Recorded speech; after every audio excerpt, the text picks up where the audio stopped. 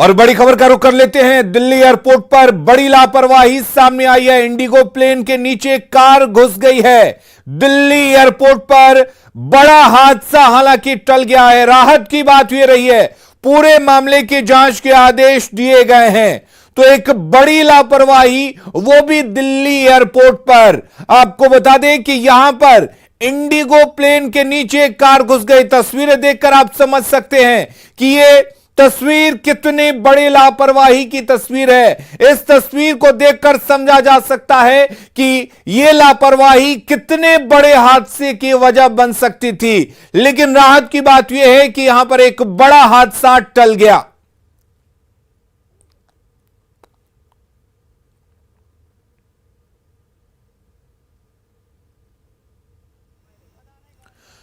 तो दिल्ली एयरपोर्ट पर यह बड़ी लापरवाही देखने को मिली। इंडिगो प्लेन के नीचे यह कार घुस गई। दरअसल इस कार का इस्तेमाल इंडिगो के कर्मचारी करते हैं और यह कार कहां पर जाकर घुसी है आप देखकर समझ सकते हैं किस तरह से इस प्लेन के अगले व्हील से जाकर यह कार टकराते टकराते बची है। आप समझ सकते हैं कि यह लापरवाही कितने बड़े हादसे की वजह बन सकती थी। लेकिन राहत की बात यह रही कि यहां पर एक बड़ा हादसा टल गया।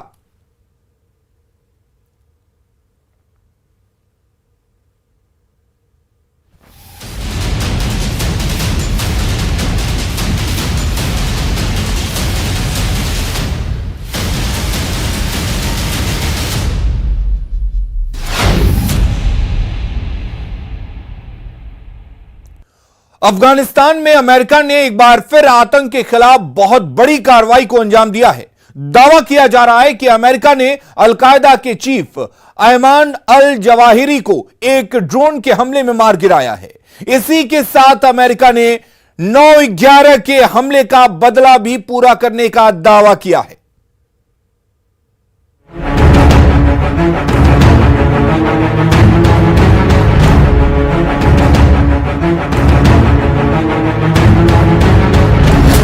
मारा गया अल कायदा सरगना।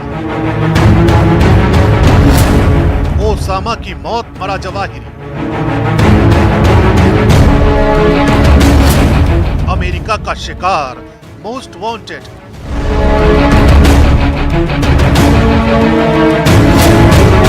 CIA के ड्रोन का निशाना बना जवाहिरी।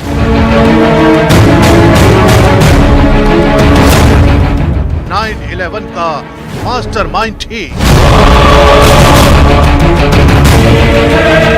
अमेरिका को 9/11 का जख्म देने वाला आतंकी मार गिराया गया है। ओसामा के बाद उसकी आतंक की सल्तनत चलाने वाला जवाहिरी मार गिराया गया है। 20,000 करोड़ का इनामी आतंकी और अल कायदा सरगना अयमान अल जवाहिरी मार गिराया गया है। ओसामा बिन लादेन की राह पर चलने वाला आतंकी मार गिराया गया है। दुनिया को दहशत की आग में झोंकने वाला मोस्ट वांटेड मार गिराया गया है। खुद अमेरिकी राष्ट्रपति जो बाइडेन ने जवाहिरी की मौत का ऐलान किया है और इस बात का दावा किया है कि 9/11 का बदला पूरा हो चुका है।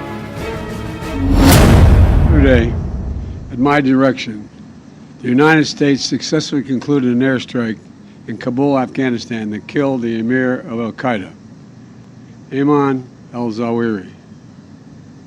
You know, Zawahiri was bin Laden's leader. Al Qaeda chief Ayman al Zawahiri को अमेरिका की केंद्रीय खुफिया एजेंसी यानी CIA ने अफगानिस्तान में ड्रोन हमले में मार गिराया है।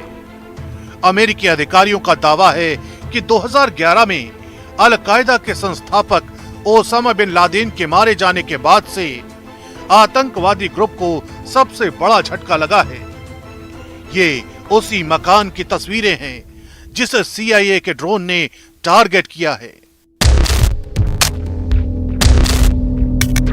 बताया जा रहा है कि अल जवाहिरी काबुल के शेरपुर इलाके के मकान में छिपा था।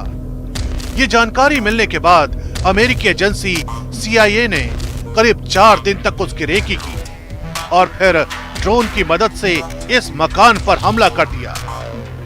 हमला इतना सटीक था कि टारगेट के अलावा आसपास के इलाके में किसी तरह का कोई नुकसान नहीं हुआ।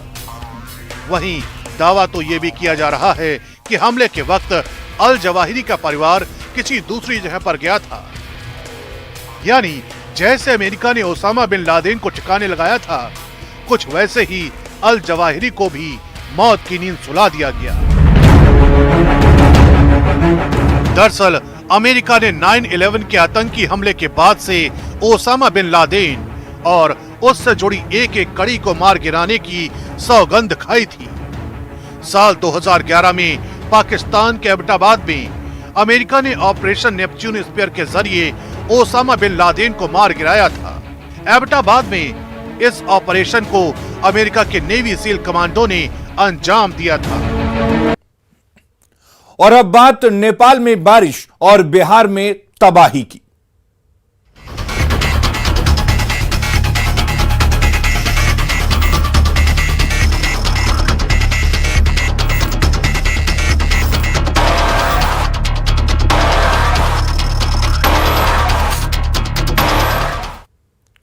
और बड़ी खबर बेतिया के गौनाहा से है, जहां बितिहरवा पंचायत के मरजदी गांव में कटहा नदी पर बना पुल ध्वस्त हो गया है, जिससे गांव का सड़क संपर्क प्रखंड और जिला मुख्यालय से भंग हो गया है। 2 दिनों से लगातार बारिश होने से गौनाहा प्रखंड से निकलने वाली दर्जनों पहाड़ी नदियों का जलस्तर बढ़ गया है और नदियां खतरे के निशान के ऊपर बह रही हैं।